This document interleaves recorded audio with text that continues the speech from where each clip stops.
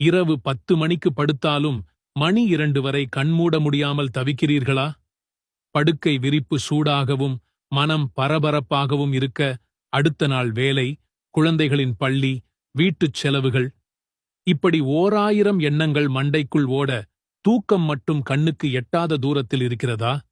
மருந்து மாத்திரை சாப்பிட்டும் அந்த வலி, மன அழுத்தம் அல்லது கவலை எதுவும் உங்களை விட்டுப் போக மறுக்கிறதா?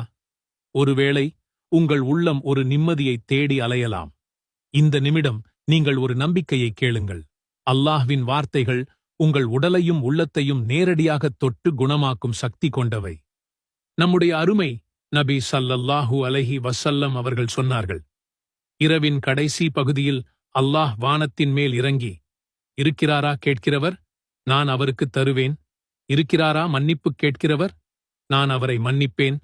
இருக்கிறாரா பாவ மன்னிப்பு கேட்பவர், நான் அவருக்கு மன்னிப்பளிப்பேன் என்று கேட்கிறார். புகாரி. பார்த்தீர்களா, இது எவ்வளவு அற்புதமான அழைப்பு! அல்லாஹ்வே, நம்மை தேடி வரும் நேரம் நாம் அவனிடம் கையேந்தாமல் இருப்பது எவ்வளவு பெரிய இழப்பு! அல் பகரா அத்தியாயத்தின் 255ஆம் வசனம், அதாவது ஆயத்துல் குர்சி. இது குரானின் மிகப்பெரிய பாதுகாப்பு சாவி என்றால் மிகையில்லை. நபி ஸல்லல்லாஹு அலைஹி வஸல்லம் கூறினார்கள், உங்கள் வீடுகளை ஓயாத நெருப்பிலிருந்து காக்கும் விதமாக ஆயத்துல் குர்சியை படியுங்கள். திர்மிதி. இந்த ஒரு வசனம் எத்தனை பெரிய பாதுகாப்பை நமக்கு வழங்குகிறது என்பதை சிந்தித்துப் பாருங்கள். ஆயத்துல் குர்சியின் ஒவ்வொரு வார்த்தையும் ஒரு ரிமோட் கண்ட்ரோல் போல. அது அல்லாஹ்வின் அருளை ஆன் செய்கிறது. நீங்கள் இந்த வசனத்தை ஓதும்போது உங்கள் படுக்கையை சுற்றி 70,000 வானவர்கள் காவல் நிற்கின்றனர். இது வெறும் கற்பனை அல்ல, நபிமொழி நமக்கு உணர்த்தும் நிதர்சனம். வலி துரத்தும், ஷைத்தான் ஓடும், இதயம் லேசாகும், பயம் அகலும்.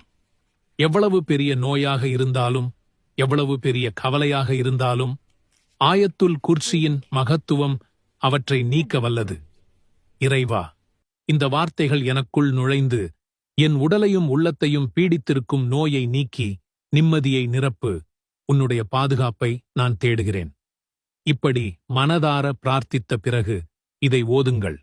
சூரா அல் முல்க் குரானின் 67ஆம் அத்தியாயம், மொத்தம் 30 வசனங்கள் கொண்டது.